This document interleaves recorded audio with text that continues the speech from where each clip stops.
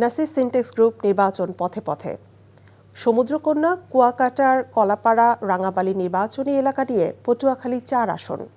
সংসদ নির্বাচন ঘিরে এখন সরগরম এলাকাটির রাজনৈতিক অঙ্গন। বিএনপি ও 11 দলের প্রার্থীদের প্রচার তুলনামূলক কম। ভোটারদের চাওয়া উন্নয়ন আর প্রার্থীদের প্রতিশ্রুতির বাস্তবায়ন। সজল বরণ দাসকে সাথে নিয়ে রাজু আহমেদ রুবেলের ক্যামেরায় নিয়ামুল আজিজ সাদিকের রিপোর্ট। আমাকে কোনো ভালো আর মন্দ আছে, আমরা কোনো রাজনীতি করি না, আমরা করি পেট নীতি। 2 টাকা আয় করি, 2 টাকা খাই। নিম্নবিত্তের মানুষ সালেহা বেগমের দীর্ঘদিনের ব্যবসা ঝাউতলায়। নির্বাচন নিয়ে চারিদিক যখন সরগরম, তখন নিজের ক্ষুদ্র ব্যবসা নিয়ে চিন্তিত সে। পরিবারের 4 সদস্যের জন্য একমাত্র উপার্জনক্ষম সালেহা চান দুবেলা দুমুঠো অন্নের সংস্থান। আমাকে যদি মনে করেন সব জিনিসের দাম কমায়, আমরা যদি 1 টাকার মাল 8 টাকা খেতে এই হইলে আমাকে শান্তি। ঝাউতলা থেকে একটু দূরে সমুদ্র তটে আসা ভোটাররা বলছেন, প্রার্থীরা প্রতিশ্রুতি অনুযায়ী কখনো কাজ করেন না।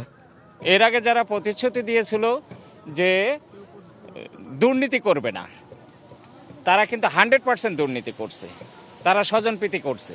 এর থেকে আমরা বেরিয়ে আসতে চাই। যারা মদিনা সনদ অনুযায়ী রাষ্ট্র পরিচালনা করবে এই প্রতিশ্রুতি জনগণকে দিয়েছিল, তারা পরিচালনা করে নাই। আমরা সন্ত্রাসমুক্ত একটা সমাজ চাই, আমরা আমাদের জীবনের নিরাপত্তা চাই।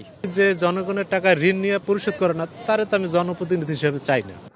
কলাপাড়া ও রাঙাবালিতে অনেকটা স্বস্তিতে বিএনপি প্রার্থী মোশাররফ হোসেন।